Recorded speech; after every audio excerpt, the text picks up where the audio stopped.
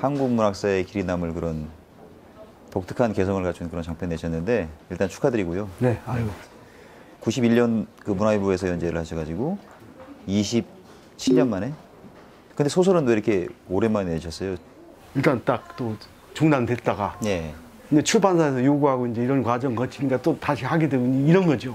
그때 연재를 중단됐던 건 무슨 이유 때문이었어요? 아니 그게요. 그게 참 묘한데 내 스스로 그만뒀다니까. 진짜요. 왜? 내 언어에 막혀가지고. 그 한세기 전에 그 우리 조선말. 그래서 내 스스로 못하겠다고 그랬어요. 백산선사인가요? 네, 근데 백산선사. 그분이랑 이제 석규랑 이제 네, 바둑을 두는 장면에서 그렇죠. 바둑이 어떤 이제 이치랄까 뭐 이런 걸 이제 설명하는 좀 대목이 나오는데 지금 생각에 혹시 바둑은 뭐라고 생각하세요?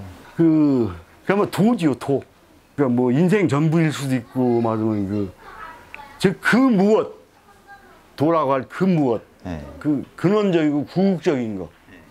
잠깐, 다음표로 그 무엇. 그 선사의 말씀이 이기려고 하면 지고 지려고 하면 이기는 게 바둑이다. 뭐 이런 이제 설명도 좀 돼 있던데 문단에서는 지금 제일 최강자신가요? 네. 아, 지금은 모르죠. 신세대가 나와서 모르는데. 네. 그 뭐 80년, 90년대까지만 제가 1인자였죠. 인사동에 그때 한국문학사가 있었어요, 잡지사. 네. 거기 가면 꼭 인사동 지나면 그 헌책방 있지 않습니까? 가서 딱 봐서 내가 살책을 하나 딱 찍어놓고 이거 팔지 말아라. 내가 1시간 후에 올게. 들어가서 그 출판사 대표하고 내기바도 전 내기 아니면 안 뒀으니까 그때나 지금이나 딱 해서 책값 따가지고 가서 사니까 진짜 그랬어요. 결국은 돈을 따시는 걸로 바둑을 두셨네요? 그렇죠. 그런데 아니 그것도 또 그렇게만 볼 게 아닌 게 그것도 슬픈 이야기인 게 제가 그나마 기대고 마저 할 수 있는 것은 유일한 백은 그거밖에 없으니까 바둑밖에. 제가 뭐가 있겠습니까? 만다라가 나왔을 때 반응이며 평가며 그 책이 엄청 많이 팔리기도 했었잖아요. 불교 소설, 뭐 종교 작가 어쩌고 이거 다 그건 소용없는 얘기예요. 불교, 종교 그 엄청난 세계를 어떻게 알겠습니까? 조금 그 체험했다고 해서 되는 게 아니거든요. 다만 그 20대의 그 어떤 그 잿빛 노트랄까? 방황하는 청춘에 그걸 쓴 것이고 관심사랄까는 그게 아니었어요, 저는. 이제 그 뒤로 하고는 지금도 하고 있는 내 아버지의 이야기, 아버지의 죽음.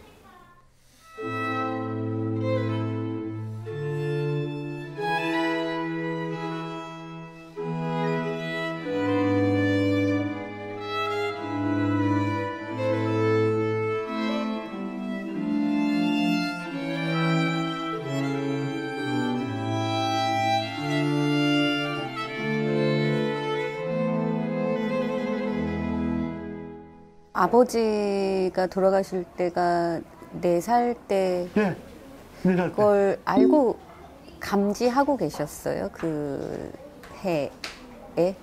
이건 실화인데 제가 그랬대요. 4살 때인데 6월 말 7월 초쯤에 멍석 깔아놓고 시골집에서 모기불 피워놓고 이제 막 저녁을 먹는데 그때까지 제가 벙어리인 줄 알았다는 거예요. 벙어리. 말을 못해서. 아버지 어머니 술을 못해서.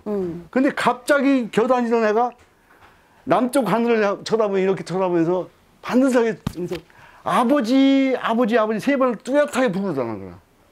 목맺힌 소리로. 근데 그때가 아버지 돌아가신 순간이라 핏줄이 통했던 거죠.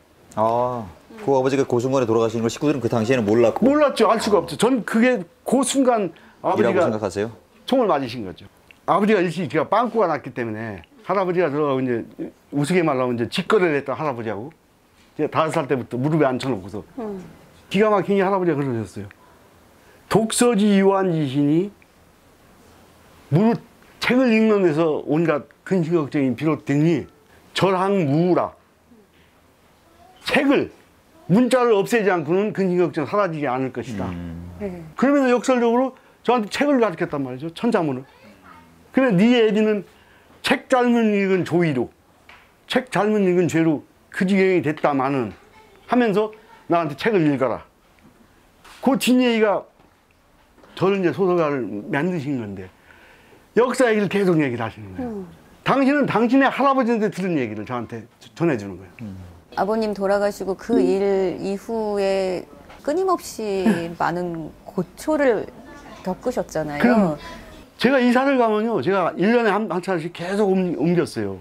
아니, 산속에 사는데 어떤 그 반듯한 양복쟁이가 딱 집에 와요. 아, 어떻게 오셨냐고 했더니, 아, 지나다 그렇게 집이 좋아서 들어왔대. 이런 미친놈이 있어? 집이 좋다니. 기무사 소속이야, 내가 또. 더욱더 기분 나쁘게. 아, 담당이 기무사셨구나. 아, 같은 거라도 민간인이 하는 거와 군바리가 하는 거 다르잖아요. 근데 왜 그러냐 했더니, 나보고 선생님은 접적지역 주민이다, 접적지역. 걸어서 갈 수 있다 이거지. 그때 저는 알았어요. 난 이 세상에서 할 수 있는 건 3가지밖에 없다. 즉, 증이 필요 없는, 이 사회는, 자본의 사회는 다른 게 아니라 증을 요구하는 사회란 말이에요. 증명서. 그 내가 그 뒤로 우스개로 그래요, 사람들한테. 난 3판을 거쳤다.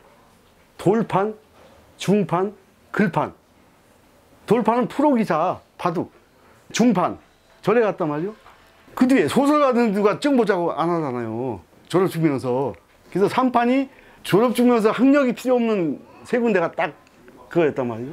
그 불교에 제 10대 제가 12년을 있었는데 그게 나와가지고 증을 딴 거죠, 증. 작가 자격증을 따신 네, 거죠? 증. 전 거기 아주 한이 맺혔으니까, 증명서에. 소설에서는 그러면 아버지에 대해서 어떤 말씀을 좀 하시고 싶으셨던 거세요? 이번 아니, 국수에서는.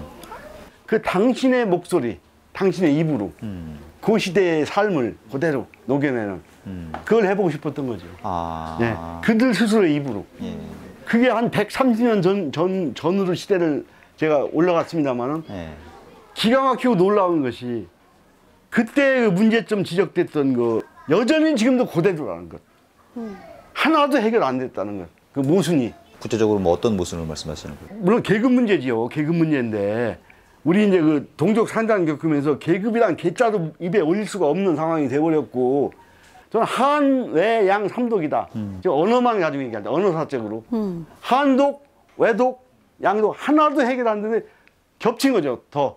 그래서 어느 날은 거의 80% 90%가 사라져버렸다는 거. 이 제가 제 얘기하는 것 같아서 거시기 합니다만 이 국수에서는 제가 그나마 집에서 내려오던 그런 게 속에서 제가 가능한 액을 살려보자 라는 그런 게 있었죠.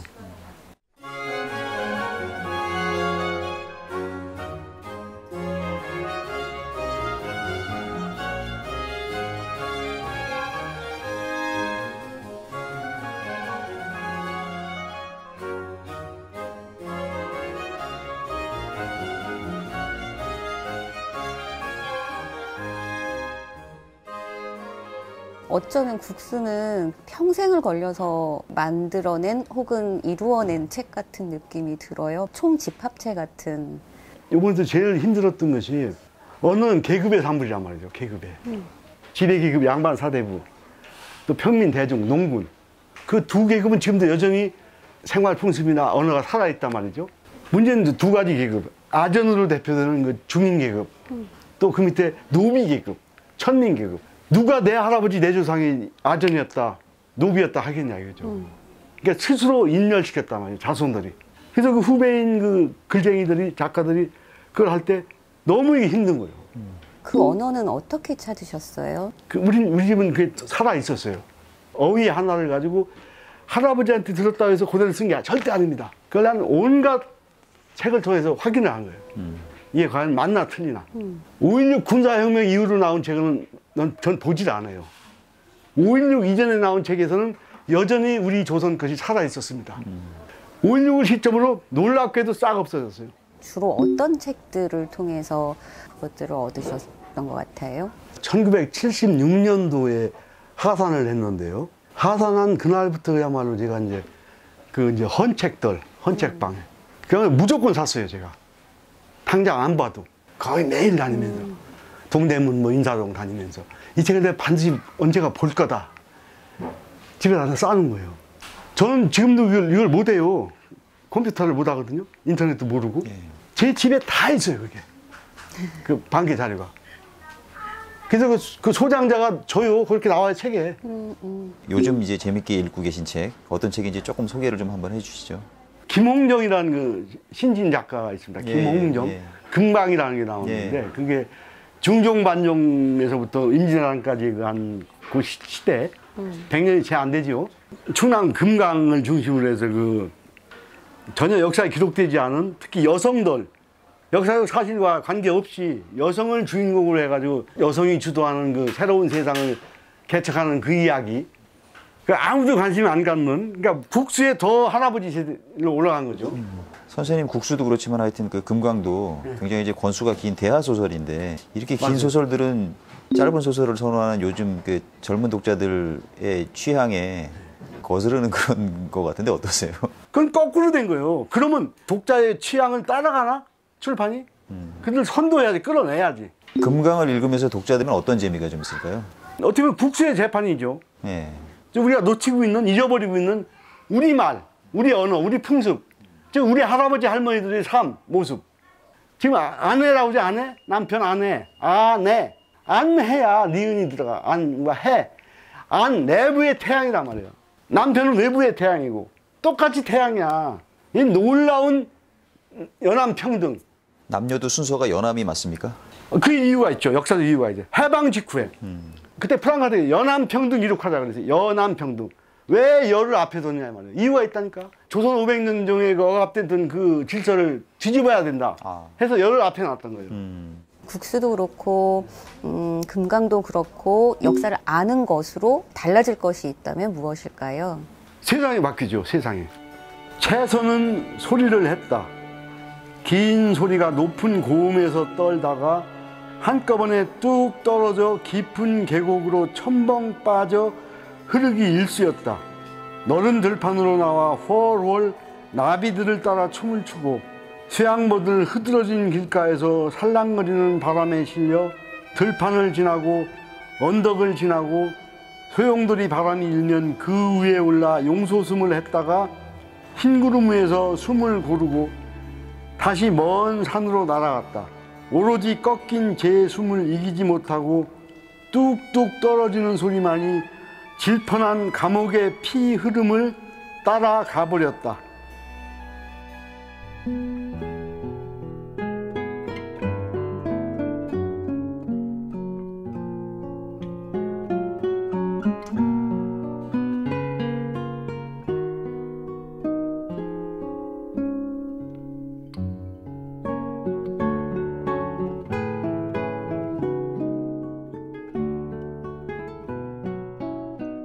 어느 시기부터는 어머님이랑 계속 같이 사셨죠, 두 분이. 저한테 꼭 그래. 애비야. 애비가 뭐 소설인지 뭔지 대설인지 쓴다는데 뭘 쓰는겨? 하면서 절대 박정희 욕하지 말아라. 박정희 죽은 데는 박근혜 욕하지 말아라. 그러면서 뒷얘기가 있어요. 살고 봐야지. 사람은 일단 살고 봐야 된다. 그러면서 네 애비 봐라. 죽으면 소용없지 않냐. 네 애비 죽었지 않냐. 가능하면 연속극 같은 거 쓰래. 재밌는 거. 그러면 우선 살고 봐야 된다. 이게 기가 막힌 얘기예요. 저한테.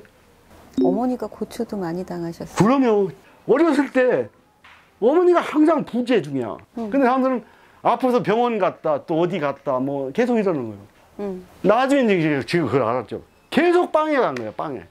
하얀 옥양목 쪼그리와 까만 벨벳도 치마, 벨벳 치마 하고 왼손에 완장 딱 두르고 오른손을 흔들면서 장백산 줄기줄기 노래 가리키고 자본주의의 한계, 레닌주의의 기초, 볼셰비키 혁명 소사. 내 외우잖아 제목을. 그거 교육시키고. 어머님 쓰러지신 지가 조금 됐죠. 한 맞고 욕되는 세월을 이제 접으셨죠. 접으셨는데 수도물이 여러 가지 안 나와서 수도쟁이는 불렀는데 돌아 나오는데 노랫소리가 들리더라고. 노랫소리가. 이게 청총가 청년 총동맹 그 단가. 들어갔더니 어머니가 노구의 홍상, 그냥 노구의 홍상, 녹색 저고리야 붉은 치마 씹을 때 가주신 거. 그걸 딱 차려입고 연지 찍고 건지 찍고 앉아 그 노래 부르시는 거예요. 근데 손으로 뭘 문지르고 있는 거예요. 그게 반지야. 반지 딱 그냥. 그때나 지금이나 운동가들이 무슨 돈이 있습니까? 한 돈, 반 돈짜리 거기다 민들레 꽃무늬를 새기는 거예요. 이걸 주고받아요. 민들레꽃이 뭔지 몰라 사람들이. 사회주의 상징꽃이 민들레꽃이에요. 이번에 엄마 그 관에 넣어드렸지. 그게 당신에게 가장 그 빛났던 시절로 돌아가서 착각하고 있는 거라 그 시절로. 그래서 내가 깜짝 놀랐죠. 내가 장문에다가 내가 전화를 했죠. 아버지 백으로 이거 했겠지 뭐가 있겠냐. 좀 낮춰봤던 거예요. 이거 97세에 들어가셨는데 아까운 것이 현대사를 하는 사람들 운동사적 측면에서 중요한 적을 놓친 거죠. 녹취하고 녹음하고 했어야 된다. 생생한 게 있었거든. 특히 여성들을 만나 여성복 만나면 그 얘기를 꼭 합니다. 소위 페미니즘 어쩌고 하는 사람들한테 여맹 운동사로서의 여성 운동사로서 여성 동맹 운동사를 왜 얘기를 안 하느냐. 내 어머니가 해서가 아니라 이게 중요한 현대사의 증언인데 한 놈도 없어요. 그걸. 아버지의 역사, 아버지의 역사를 국수로 풀어내셨으면 어머니의 역사, 어머니 몸에 새겨진 역사를 하셔야 되는 게 아닐까요? 아니, 다음 작품으로. 그러려고 그래요. 어머니, 아버지 두 분의 입으로 과연 무엇을 위해서 왜 어떻게 싸우다가 어떻게 좌절했는가. 그들이 그렸던 세계는 어떤 세계였는가. 무엇을 위해서 자기 몸을 던졌는가 하는 문제.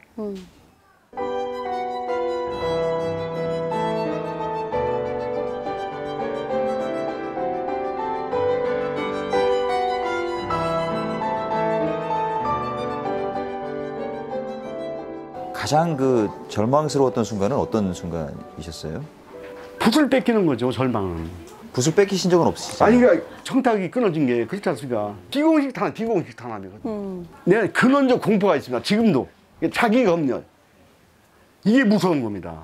근데 중요한 건 나만이 특수한 경우가 아니고 무수한 세 집에 한 집은 그 민족에서 비극이 있다는 거. 그래도 난 다행인 게 나에겐 붓을 잡는 힘이 있다는 거. 붓증을 받았잖아요. 붓증. 작가증을. 이걸 제대로 써야죠, 내가. 창작의 경험이 없는 일반 사람들은 이렇게 오랜 시간에 걸쳐서 커다란 작품을 쓰시는 이런 게 언뜻 잘 이해가 잘 되지 않는데 힘이랄까 뭐 비결이랄까 뭐 그런 게 뭐가 있습니까? 피 어린 현대사를 얘기하다가 이것이 좌절되니까 오히려 저는 그 우려 같죠. 네. 그 할아버지는 과연 어떤 세상이었는가. 국수의 세계로. 그래서 올라가서 다시 내려오려고. 다시. 오늘의 나를 얘기하기 위해서. 오늘의 나. 난 과연 뭔가 어디서 왔나. 왜 요 모양 요 꼴인가. 내 삶은. 돌판과 중판은 일단 좌절했기 때문에 내가 할 말이 없고. 글판 하나 남았다. 글판. 근데 글판은 아직 평가하지 말아라. 내가 관뚜껑 덮은 뒤에 지나서 세상을 평가해 줄 테니까. 현재 진행형이다. 글판은. 그렇게 스스로 자위하고 있죠.